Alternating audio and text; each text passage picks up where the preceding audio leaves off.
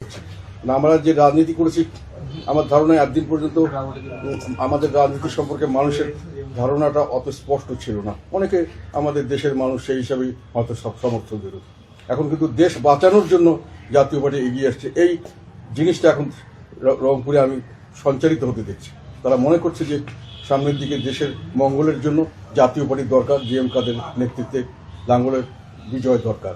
এটা আমার কাছে উপলব্ধি হয়েছে তাদের সঙ্গে কথাবার্তা বলে বা তাদের যে রিয়াকশন যেগুলো আমরা দেখেছি তাদের বিভিন্ন জায়গায় গিয়ে। আমি এই জন্যই নিজেকে অনেক উজ্জীবিত উৎসাহিত মনে করছি, কারণ আমি যে কাজটা করছি অত্যন্ত বিপজ্জনক, অনেক ধরনের প্রতিকূলতা এবং অনেক ধরনের হুমকি ধমকির মধ্যে আমাকে চলতে হচ্ছে। তারপরে আমার নিজের আপনজনরা যখন আমাকে সমর্থন দিচ্ছে এবং এটার পিছনে দাঁড়িয়েছে, তখন আমি নিজেকে অনেক বেশি শক্তিশালী মনে করছি। আর একটা কথা হলো নির্বাচন কমিশন, এখন পর্যন্ত তো আমরা নির্বাচন কমিশনের কোনো কাজ তেমন হয়ে দেখিনি। তবে আমাদের অতীত অভিজ্ঞতা থেকে কোনো দলীয় সরকারের অধীনে নির্বাচন কখনোই অবাধ, সুষ্ঠু, নিরপেক্ষ হয় না। এটা দলীয় সরকারের অধীনে নির্বাচন হচ্ছে, পরিষ্কার কথা। ইন্টারিম গভর্নমেন্ট যে নিজে স্বীকার করেছেন যে ওনাদেরকে কেউ নিয়োগ করে, জনগণ নিয়োগ করে নেই, একটি গোষ্ঠী নিয়োগ করেছে এবং উনি তাদেরকেই, জনগণকে বলেননি, উনি তাদেরকেই তার অভিভাবক বলেছেন। কাজে সেই গোষ্ঠী এবং তাদের একটা দল বানানো হয়েছে সম্পূর্ণ পৃষ্ঠপোষকতায়, সরকারি পৃষ্ঠপোষকতায়। কাজে সেই সরকারি দল এবং সরকার, এই সরকারি দলের বিষয়ে আমাদের আরেকটি বড় রাজনৈতিক দল জামায়াত ইসলাম পরিষ্কারভাবে বর্ণনা করেছেন যে আন্দোলনটা আমরাই করেছি এবং সারা দেশের জনগণকে আমরা কিছুটা হলেও বুঝতে দেইনি যে এর ভিতরে আমরা সবকিছুর মধ্যে আছি। এবং তারা সেখানে বলেছেন এই সমন্বয়করা এবং এখানে হেলমেট বাহিনীতে যারা ছিল, তারা পদাতিক বাহিনীতে যারা ছিল, বিভিন্ন সময় যারা অনেক ধরনের কাজ করেছে, যেটা মানে এই আন্দোলনের জন্য, যেটা যেমন তারা নিজেরই স্বীকার করেছে তারা অনেকখানে নাশকতামূলক কাজ করেছেন, হত্যাকাণ্ড ঘটিয়েছে, সেগুলোর সঙ্গে তারা জড়িত। সেই কারণে জামায়াত ইসলামকে বলা যায় যে এই সরকারের যে তার অভিভাবক এবং নিয়োগকর্তা, তাদের অভিভাবক ও নিয়োগকর্তা হলো জামাত। কাজে সরকার, তাদের নিয়োগকর্তা দল এবং তাদের নিয়োগকর্তা দল, এরা মিলে একটা গোষ্ঠী এই নির্বাচন পরিচালনা করছেন। এবং কাজেই এটা স্বাভাবিকভাবে প্রশ্ন আসে যে আমাদের অতীত অভিজ্ঞতা হলো সরকার দলীয় যদি নির্বাচনে থাকে, সরকার এবং সেই দল যদি থাকে, নির্বাচন যদি সেই সরকারের অধীনে হয়, সেই নির্বাচন কখনই অবাধ, সুষ্ঠু, নিরপেক্ষ হয় না। তো আমরা একটা জিনিস এখানে হচ্ছে না, সেটা আমি পরিষ্কারভাবে বারংবার বলেছি, সেটা হলো এটা অবাধ হচ্ছে না। অবাধ মানে সকল দলের অংশগ্রহণ, সকল মানুষের অংশগ্রহণ। এখানে সকল দলের অংশগ্রহণ যেহেতু হচ্ছে না, এটা অবাধ হচ্ছে না।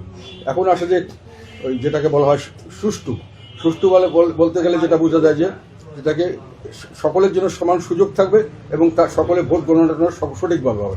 এখানে সকলের জন্য সমান সুযোগ এখনো আমরা নিশ্চিত হতে পারিনি। আমাদের অনেক প্রার্থী জেলখানার ভিতর থেকে প্রার্থী প্রতিযোগিতা করছে।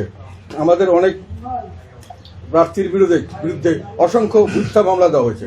আমাদের অনেক নেতাকর্মীর বিরুদ্ধে মিথ্যা মামলা দেওয়া হয়েছে এবং তারা যখন তাদের এলাকায় যেতে চাচ্ছে, সেখানে তাদেরকে নানান ধরনের ইনডাইরেক্টলি ও ডাইরেক্টলি হুমকি দেওয়া হচ্ছে যে আপনাদের নামে মামলা আছে এবং মামলাতে আপনাদেরকে গ্রেপ্তার করা হবে এবং ব্যবস্থা নেওয়া হবে বিভিন্নভাবে। যেমন আমাকে এখানে, আমি আসার আগেই একটা প্রচারণা চালানো হয়েছে যে আমার নামে মামলা আছে, কাজে আমাকে গ্রেপ্তার করা উচিত। মামলাগুলো যে ভুয়া, এটা যে বলছেন উনি জানেন, যে দিয়েছেন উনি জানেন, সরকার জানে, বিচার বিভাগ জানে, সকলেই জানে।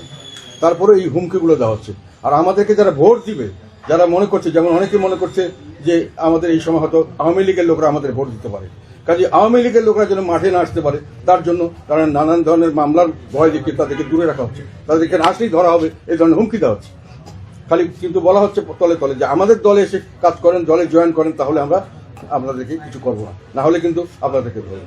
আবার হিন্দুদেরকে, সংখ্যা যারা আমাদের সংখ্যা লঘু সম্প্রদায়, তাদেরকেও একই ধরনের হুমকি দেওয়া হচ্ছে যে আপনারা যদি বাইরে মাঠে নামেন তাহলে কিন্তু আপনাদের নিরাপত্তা থাকবে না এবং পুলিশের কেস সকলের বিরুদ্ধে দেওয়া হবে। অজ্ঞাতনামা বলে একটা জিনিস চালু করা হয়েছে, হাজার হাজার অজ্ঞাতনামা, যে কোনো লোককে অজ্ঞাতনামার মধ্যে দিলেই তাকে ধরা দেয়।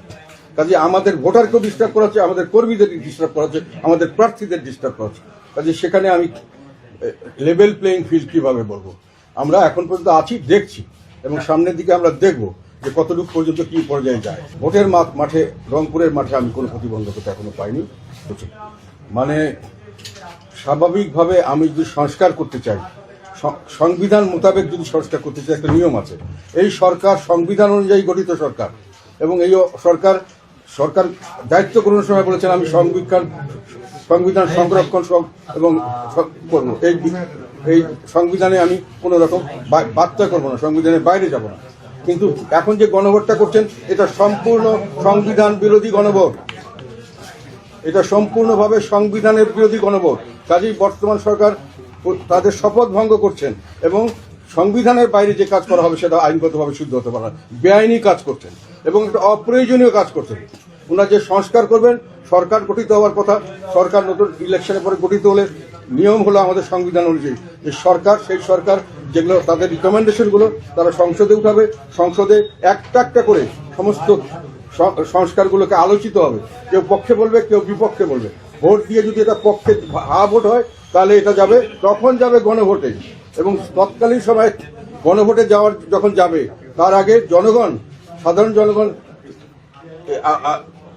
ডিবেট দেখবে, যেটা পার্লামেন্টের ডিবেট প্লাস নিউজ পেপারের আর্টিকেল হবে, এখানে এটা নিয়ে টক শো হবে বিভিন্ন টেলিভিশনে, এখানে ইউটিউবে আলাপ আলোচনা হবে, চায়ের দোকানে আলাপ আলোচনা হবে, গ্রামের হাটে বাজারে আলোচনা হবে। তখন মানুষে বুঝবে যে এই সংস্কারের পক্ষে কি কি কথা আছে, এর বিপক্ষে কি কি কথা আছে। তখন মানুষ তার থেকে বুঝতে পারবে যে এটাকে হ্যাঁ বলবো কি না বলবো। কিন্তু আপনি এগুলোর কোনো সুযোগ দিচ্ছেন না।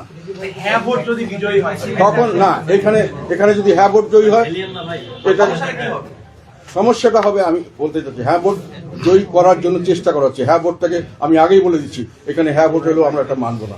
যদি হ্যাঁ ভোট দেওয়ানোর জন্য মানুষের উপর চাপ সৃষ্টি করা হচ্ছে, প্রলোভন দেখানো হচ্ছে, তাদেরকে বলা হচ্ছে এই 4-5টা দিয়ে দিচ্ছি, এগুলো মেনে নেন, তাহলে আপনি বাংলাদেশের সব সমস্যার সমাধান হয়ে যাবে, আপনারাকে ব্যস্ত হয়ে যাবে। এগুলো সমস্ত মিথ্যাচার, এগুলো কখনোই এইভাবে তারা প্রচার করতে পারে না। এবং তাদেরকে সরকারি অর্থে প্রকাশ করছে সেটা বেআইনি, সরকারি কর্মচারী যে যারা করছে সেটা বেআইনি, এবং বিভিন্নভাবে চাপ সৃষ্টি করছে। এর বিপক্ষে বললে আপনারা হয়ে গেলেন কি বলে ফ্যাসিস্টের দোষক, এর বিপক্ষে বললে আপনি শাস্তিযোগ্য অপরাধ করছেন, এসব বলে তারপরে সরকারি কর্মচারীকে প্রেশার দিয়ে যখন করানো হবে, ডেফিনেটলি এখানে তারা হ্যাঁ ভোট পাস করিয়ে নেওয়ার চেষ্টা করবে। এবং হ্যাঁ ভোট পাস করলে যেটা হবে সেটা হলো বর্তমান সরকার বলবে যে এখন আমাকে জনগণ ম্যান্ডেট দিয়েছে। কি ম্যান্ডেট? যে এই এতগুলোকে আমার সংশোধনীগুলোকে পাস করাতে হবে। তাহলে আমি কি করব? আমি এখানে থাকবো, আমাকে দায়িত্ব দেওয়া হয়েছে এই সংশোধনীগুলি পাস করানো পর্যন্ত আমি থাকবো। এটা 6 মাস লাগতে পারে, 6 বছর লাগতে পারে, 60 বছর লাগতে পারে, যতদিন না হবে ততদিন আমি থাকবো। এবং ততদিন পর্যন্ত ওনারা সংসদকে নির্দেশ দেবেন যেটা পাস করো। এবং সংসদকে যেটা বললাম, ডিবেট প্রশ্ন আসে না, ডিবেটের পরে জনগণের ভালো মন্দ দেওয়ার প্রশ্ন আসে না, যেহেতু তারা বলবে যে এটা তো জনগণ আগেই আমাকে দিয়ে দিয়েছে। কাজে তাদের সাজানো সমস্ত জিনিসটাকে পাস করতে হবে। সংসদ যেটাকে বলা সার্বভৌম স্বাধীন, সংসদ সার্বভৌম এবং স্বাধীন হবে না। জনগণ স্বাধীনভাবে এটাকে ইয়েস নো বলতে পারবে না, তাদের কথা মতো ইয়েস নো বলতে হবে, তাদের কথা মতো সংসদ চলতে হবে। তাহলে এই সরকার, এই সংসদ তাদের অধীনস্থ হবে এবং এই সরকারই থেকে যাবে। এইটা তাহলে নির্বাচনটা কেন হওয়া দরকার ছিল? কেন আমরা নতুনভাবে একটা সরকার গঠন করলাম? কেন আমরা সংসদ গঠন করলাম? যাকে চলতে হবে বর্তমান সরকারের অধীনে, সেই সংসদের অর্থ কি? এটা সার্বভৌমত্ব নেই এবং এটা বেআইনি। সেই জন্য আমি বলছি যে এটাকে যে কোনোভাবে না ভোটকে পাস করাতে হবে এবং যে কোনোভাবে এই ধরনের কাজগুলিকে বন্ধ করতে হবে দেশের স্বার্থে, দেশ বাঁচানোর জন্য। দেশের মধ্যে এই ধরনের যদি সরকার থাকে, এই সরকারের পারফরমেন্স আমরা দেখেছি গত 1.5 বছর, দেশ ধ্বংস হয়ে গেছে, দেশ অর্থনীতি ধ্বংস হয়ে গেছে, চাকরি বাকরি কোনো ব্যবস্থা নাই, মানুষের আইন শৃঙ্খলা নাই, মানুষের নিরাপত্তার কোনো ব্যবস্থা নাই, এবং সমস্ত মানুষের যে গর্বের বিষয় ছিল বাংলাদেশে, সব এক এক করে ধ্বংস করে দেওয়া হচ্ছে। বাংলাদেশের ক্রিকেট ছিল, যার জন্য সারা বিশ্বে বাংলাদেশের মানুষকে চিন্তকার ক্রিকেটের জন্য। এই ক্রিকেট তিলে তিলে গড়ে তোলা হয়েছে দীর্ঘদিন ধরে, এক একটা প্লেয়ার সারা পৃথিবীতে নাম করেছে, সেই নামে বাংলাদেশকে মানুষের চিনেছে। সেগুলোকে এক কথায় ধ্বংস, তারা সবকিছু ধ্বংস করার জন্য এই দেশটাকে ধারণ করেছে। এবং আরো যদি কিছুদিন থেকে এই সুযোগ জনগণ দেয়, তাহলে সম্পূর্ণ ধ্বংস করতে আর বেশি দিন লাগবে না। এইটা হলো আমাদের, এই কথাটাই আমি বুঝাতে চাচ্ছি মানুষের কাছে। এটা আওয়ামী লীগ ভোটে না থাকার মানে এটা সার্বাঙ্গিকভাবে অন্তর্ভুক্তিমূলক নির্বাচন হলো না, অবাধ নির্বাচন হলো না, এটা একতরফা নির্বাচন হলো। আওয়ামী লীগের ভোট সবসময়, আওয়ামী লীগ এবং বিএনপি দুটো মিলে 80%-এর বেশি ভোট এ পর্যন্ত সবসময় পেয়েছে। কাজে এর মধ্যে বাদ দিয়ে এবং আরো যে কয়েকটা দলকে বাদ দিয়েছে, আমার ধারণা 50% লোককে বাদ দিয়ে এই নির্বাচন হচ্ছে। এই নির্বাচন কখনোই স্বাভাবিক গ্রহণযোগ্য নির্বাচন হতে পারে না, আমাদের দেশেও গ্রহণযোগ্য হবে না, বিদেশেও হবে না। এই কথাটাই শুধু আজকে আমি না, আমি শেখ হাসিনার সময় একই কথা বলেছিলাম। বিএনপি যখন নির্বাচনে আসেনি তখন আমরা বলেছিলাম যে বিএনপিকে নির্বাচন, 2014 সালে যখন বিএনপিকে বাদ দিয়ে নির্বাচন করার কথা ছিল তখন এরশাদ সাহেব নির্বাচন বর্জন করেছিলেন, করার চেষ্টা করেছিলেন, ওনাকে জোর করে করানো হয়েছে। আমরা বর্জন করেছিলাম, আমি বর্জন করেছিলাম। আমরা 2070 জন সংসদ সদস্যকে এই নির্বাচন বর্জন করেছিলাম। কাজে আমরা এখনো মনে করি এই নির্বাচনে যে জিনিসটা সবচেয়ে বড় দরকার এখন, সেটা হলো রাজনৈতিক স্থিতিশীলতা।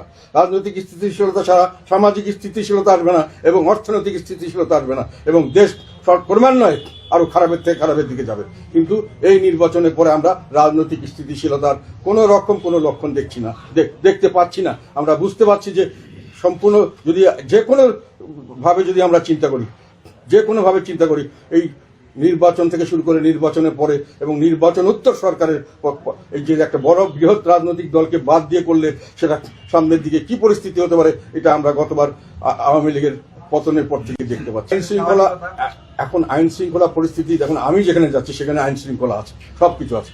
এখন কথা হলো আমার গ্রামের একটা ভোটার যখন ভোট দিতে যাবে এবং তাকে আমার ভোটার হিসেবে যদি কোনোখানে বাধাগ্রস্ত করা হয়, তাকে মারপিট করা হয়, তাকে পুলিশে নিয়ে অ্যারেস্ট করে ওই অজ্ঞাতনামা মামলায় নেওয়া হয়, সেটা তো করতেই পারে। সেই পরিস্থিতিতে আমরা এখনো বুঝতে পারছি না।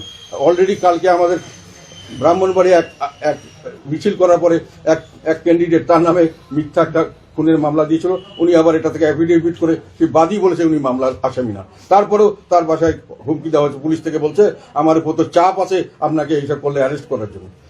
তো উনি অবশ্য আমাদের প্রিজাইডিং রিটার্নিং অফিসারের কাছে কমপ্লেন করেছেন, উনি বলেছেন আমি দেখছি ব্যাপারটা। তো এই ধরনের হুমকি কিন্তু আছে। এখন একটা এমপি ক্যান্ডিডেট যেটা করতে পারে, একটা গ্রামের কৃষক তো সেটা পারবে না। তাকে যখন হুমকি দেওয়া হবে সে তো ভয়ে পালিয়ে যাবে। তো এই ধরনের জিনিসগুলো আমরা আশঙ্কা করছি, সামনে বুঝে যাবে। আমার চারপাশে তো কালকে যথেষ্ট আইন শৃঙ্খলা রক্ষাকারী বাহিনী ছিল, কিন্তু আমি তো একমাত্র ফ্যাক্টর না।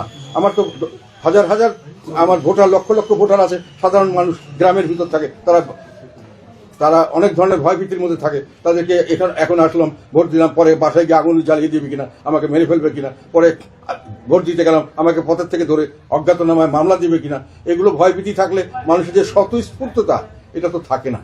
এখানে আমি বলতে চাচ্ছি যে ওনারা যে ইলেকশন করছেন ওখানে স্বতঃস্ফূর্ততা থাকবে বলে আমরা বিশ্বাস করি না। আমাদের যুক্তিতর্কে বলে যে এটা থাকবার কথা নয়, অবস্থা দেখে যেমন সেটা অবস্থার উপর নির্ভর করবে। আমরা ভোটে থাকার জন্য চেষ্টা করব।